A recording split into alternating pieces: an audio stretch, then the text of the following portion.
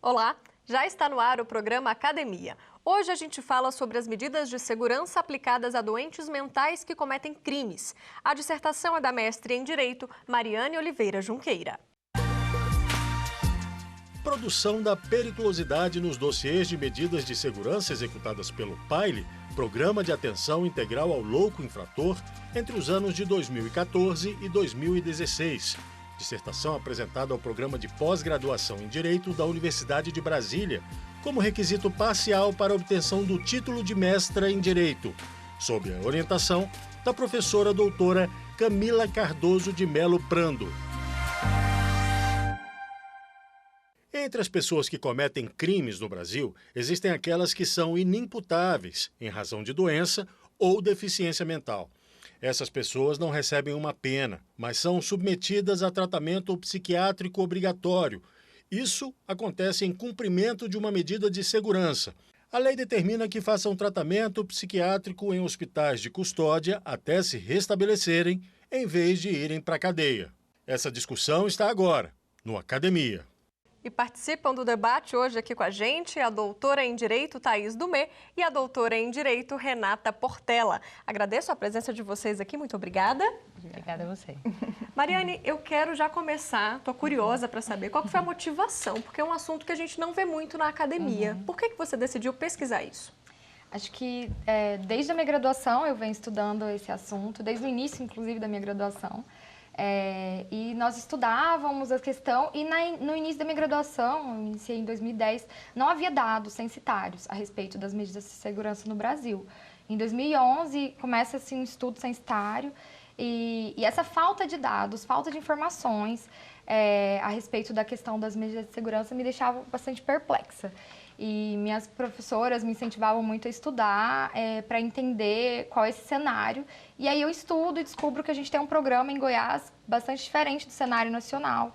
E foi por isso que foi a primeira intenção, né, de entender como práticas alternativas podem surgir aí em um cenário de abandono, né, que é o cenário dos manicômios judiciários no Brasil hoje. E como é que funciona esse programa que você se debruçou em cima dele, né? A experiência de Goiás é o programa, ele chama Programa de Atenção Integral ao Louco Infrator.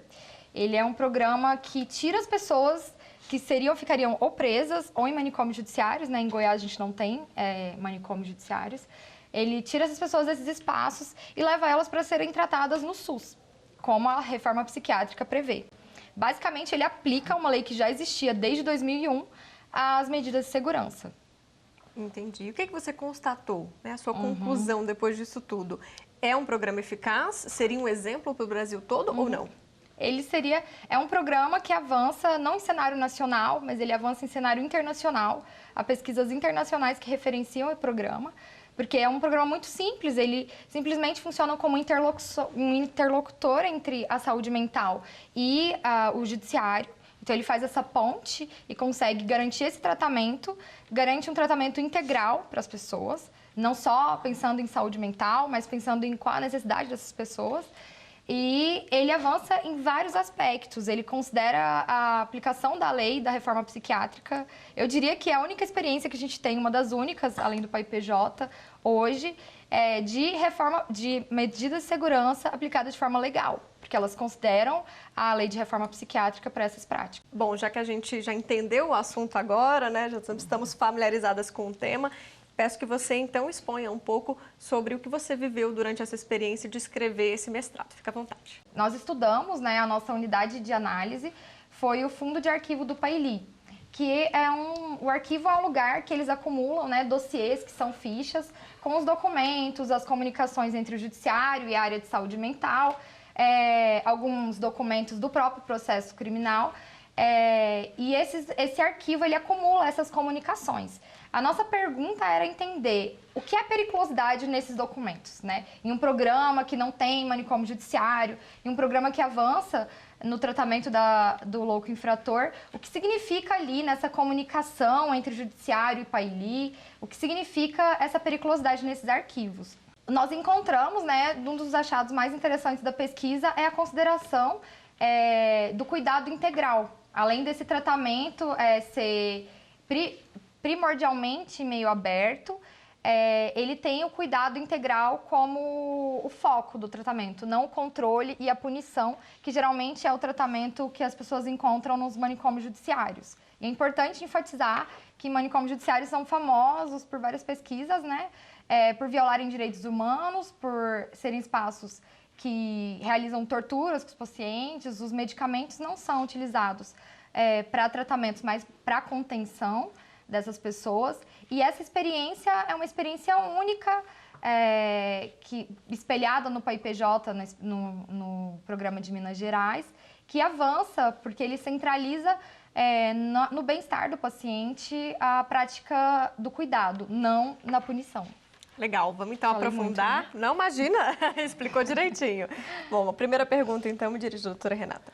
Gostaria de agradecer a oportunidade de estar aqui, a oportunidade da TV Justiça, para debater um assunto tão importante, tão caro a mim, que também foi de alguma forma objeto de pesquisas que eu realizei também na Universidade de Brasília. Mariane, eu acho que o seu trabalho ele tem uma importância muito significativa pelo enfrentamento do tema mesmo da periculosidade, né? Que a gente sabe que esse é um conceito que é o fundamento para a aplicação de toda uma tecnologia desenvolvida nas medidas de segurança, que é o instituto que substitui a pena quando se trata de loucos infratores. Eu acho que você enfrentou esse conceito de uma forma brilhante.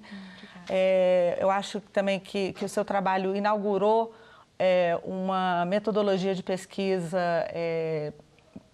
singular mesmo nesse tipo de discussão sobre periculosidade. Você enfrentou como é que essa nova proposta do PAILI está trabalhando com esse conceito e transmutando esse conceito ao mesmo tempo na interlocução com a justiça. Mesmo essas abordagens importantes do PAILI, parece que não chegam a questionar o próprio Instituto da Medida de Segurança, né? Obviamente que isso é um limite, é um dado de realidade, é um limite possível do diálogo hoje com a justiça, mas isso me causa uma certa preocupação no sentido de que, paralelamente a esses avanços, essas inovações tão importantes trazidas por programas como o PAILI, a gente, de outro lado, vê o avanço, por exemplo, de discursos oriundos da neurociência, que propõem uma abordagem absolutamente biologicista,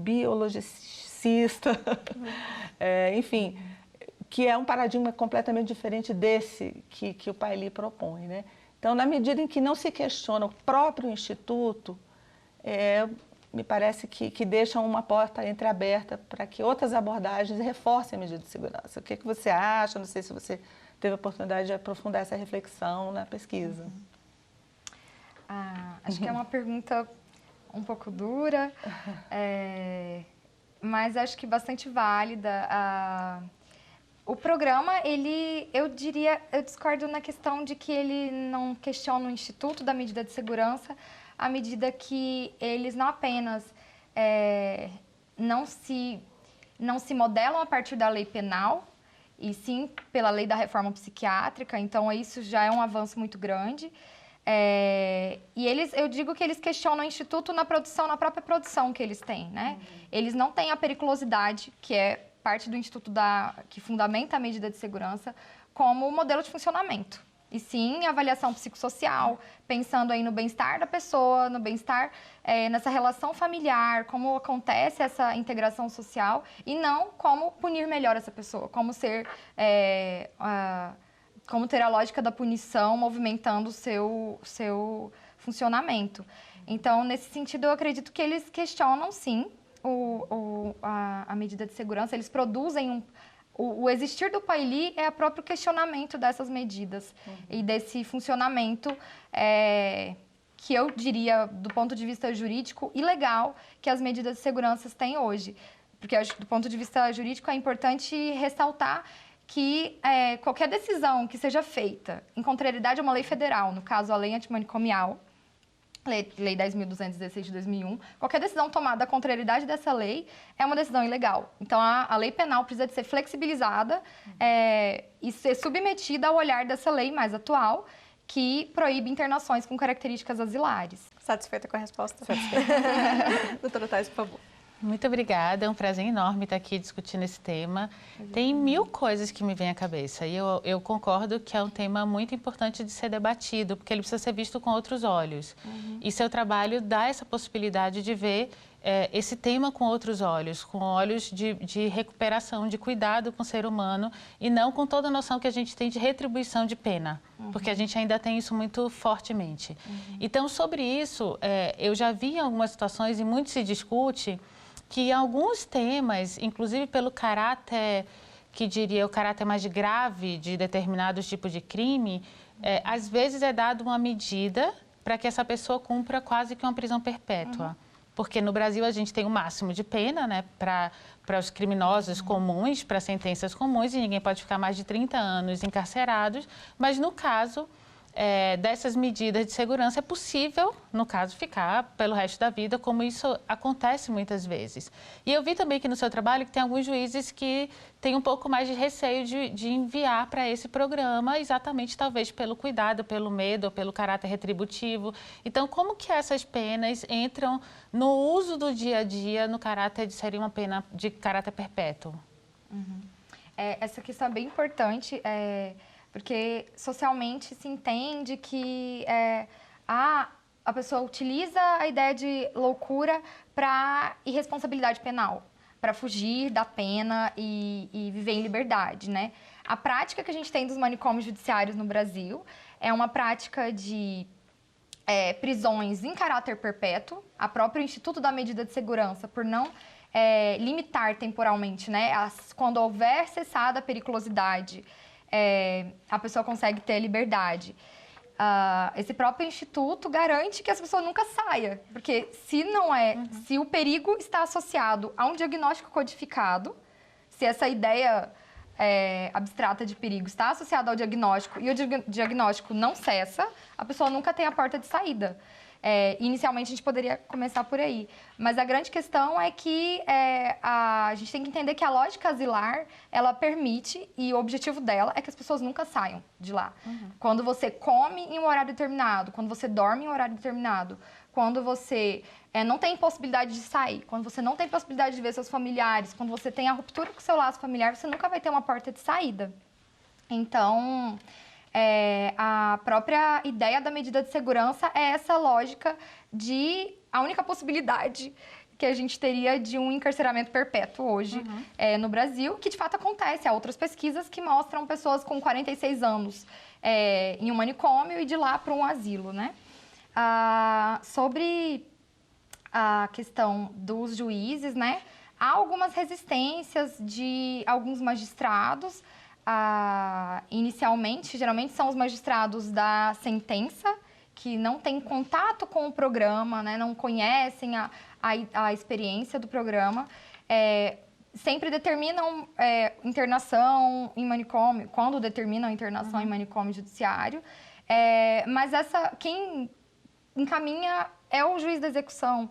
E é interessante que, pedagogicamente, há um grande resultado desses juízes, não só encaminhando para o programa, né? Todos encaminham para o programa, necessariamente, todos os juízes do Estado de Goiás encaminham para o programa, mas eles aprendem com esses léxicos que a gente fala, essas palavras do campo da saúde mental, que são implementadas no programa, né? Eles apreendem e incorporam na sua prática essas palavras. Então, você vai ver juiz usando projeto terapêutico singular, o que não é do nosso campo do direito, mas eles têm aprendido com essa prática, em compreender que um tratamento é muito mais efetivo se considerado do ponto de vista do cuidado.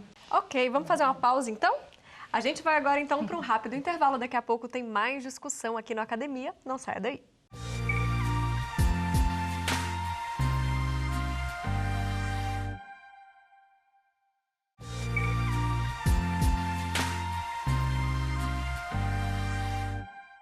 E o programa Academia está de volta hoje falando sobre a periculosidade como condição para o julgamento de doentes mentais que cometem crimes. A dissertação é da mestre em Direito, Mariane Oliveira Junqueira. E estão aqui com a gente nesse bate-papo as doutoras em Direito Thaís Dumé e Renata Portela Dornelles. Bom, primeiro bloco, então, a gente se aprofundou um pouquinho, né, no assunto dos manicômios, das medidas de segurança, da pena. E eu quero saber se existe mais alguma curiosidade aí que vocês queiram tirar com a Mariane nesse trabalho.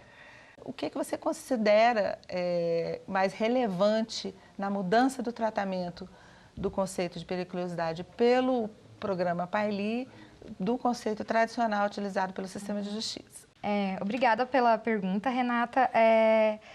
A questão do desafio da pesquisa empírica no direito no Brasil hoje, que ainda está avançando um pouco mais, é poder deslocar a nossa tradicional visão de pensar a partir da teoria, abstrato, né?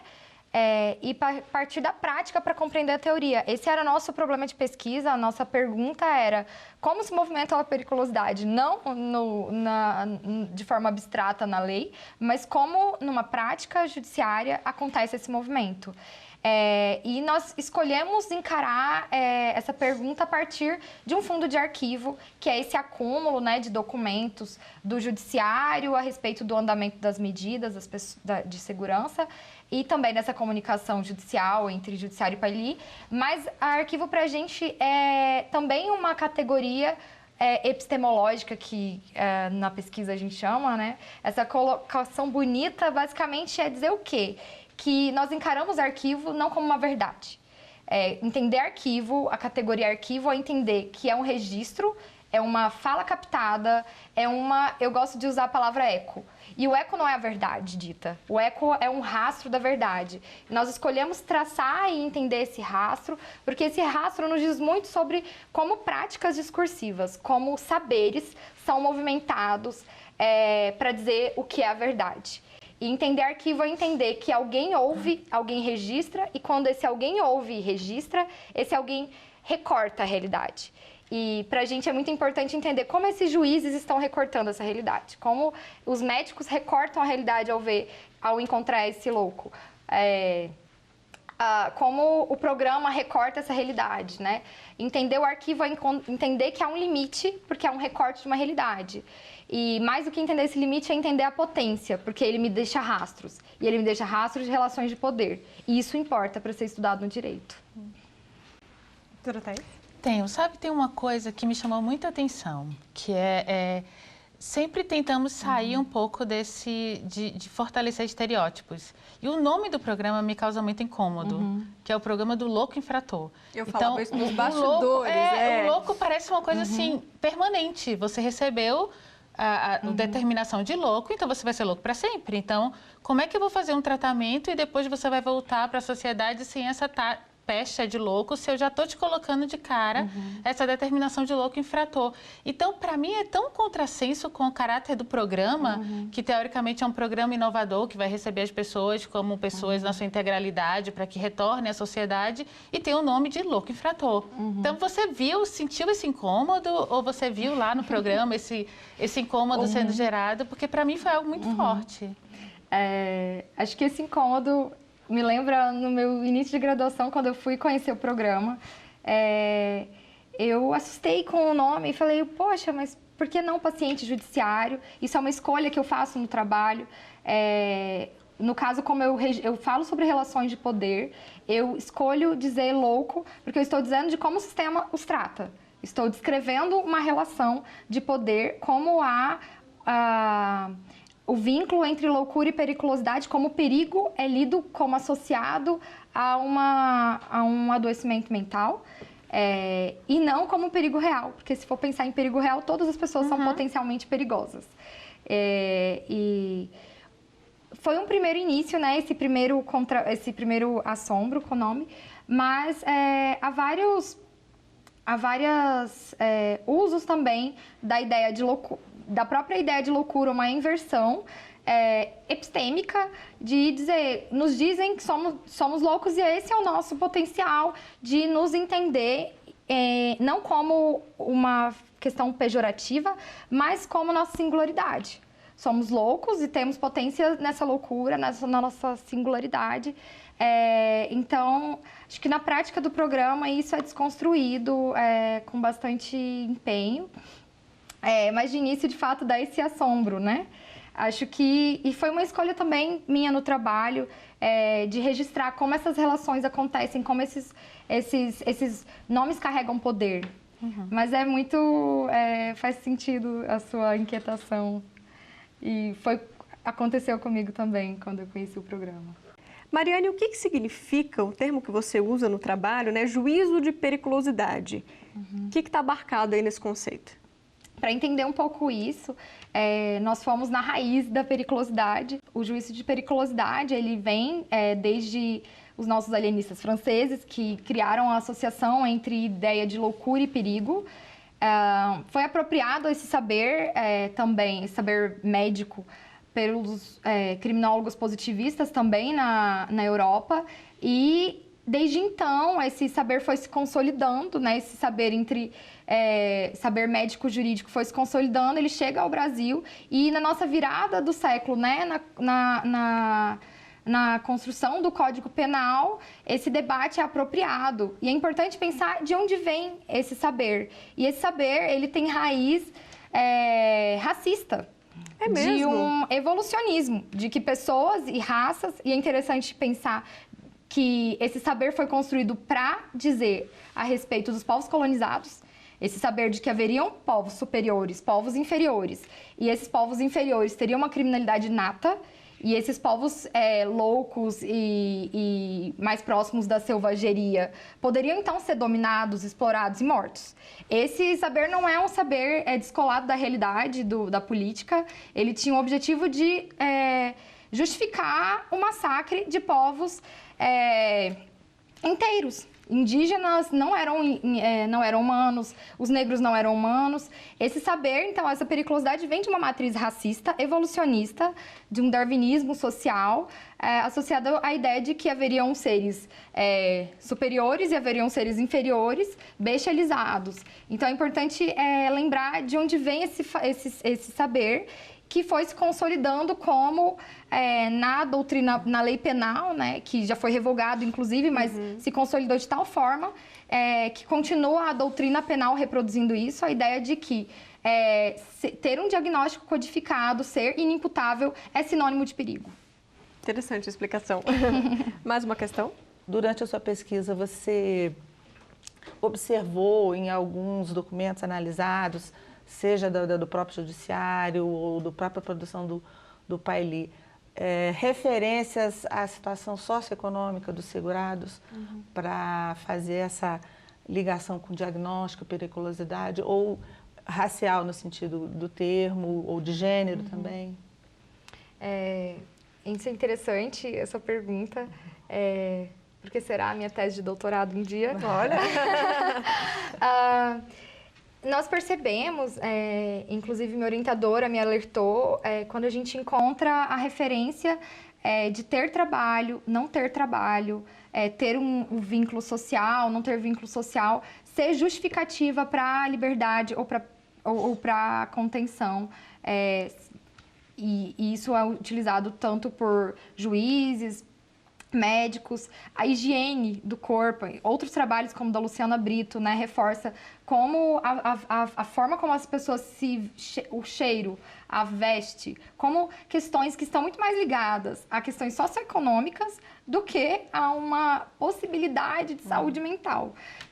São colocadas em jogo para dizer a respeito da liberdade das pessoas. Então, é interessante perceber que quando a gente fala que é algo estrutural, a construção da periculosidade, ela estrutura o ser e o não ser na nossa sociedade, essa ideia abstrata de que existem seres mais humanos do que outros, ela é utilizada, na verdade, para movimentar a racialização, o gênero e a questão socioeconômica das pessoas. A gente percebe que isso é movimentado nos arquivos, né?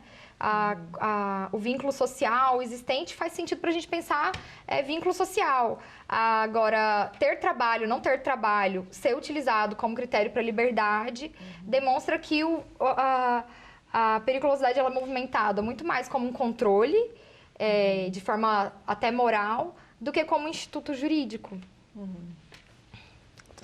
A minha questão é que é muito difícil você saber se a pessoa cometeu aquele crime por conta de uma doença mental ou se ele estava no estado de lucidez, porque quase todos os doentes mentais têm estados de lucidez. Então, é muito delicado você saber se o momento do crime foi um momento de lucidez ou foi um momento fruto de uma doença mental. E isso normalmente é feito por um médico ou uma pequena junta. Então, o quanto que isso pode ser confiável da forma como é feito hoje? Os médicos peritos, eles avaliam a cena do exame. Eles não conseguem avaliar a respeito do passado, muitas vezes perguntam sobre o momento do ato, mas é muito frágil essa consideração.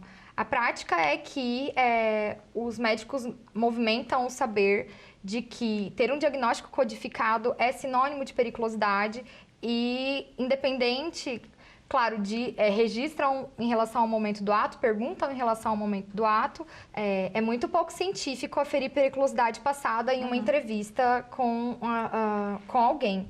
Por isso que os juízes da execução implementaram na sua prática considerar não uma nova avaliação para cessar a periculosidade, abre aspas, né?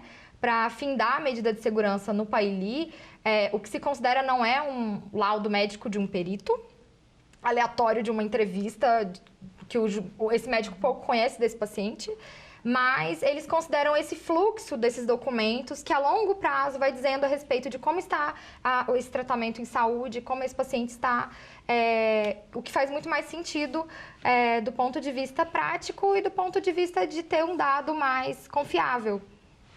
Tá certo. Bom, nosso tempo chega ao fim. Mariane, muito obrigada aqui por todas as explicações e por ter trazido um tema tão importante e raro na academia para a gente debater aqui. Obrigada pelo convite, obrigada a vocês por estarem aqui, por toparem o convite também. Obrigada, doutora Renata. Obrigada também. Obrigada, doutora Thaís. Eu que agradeço.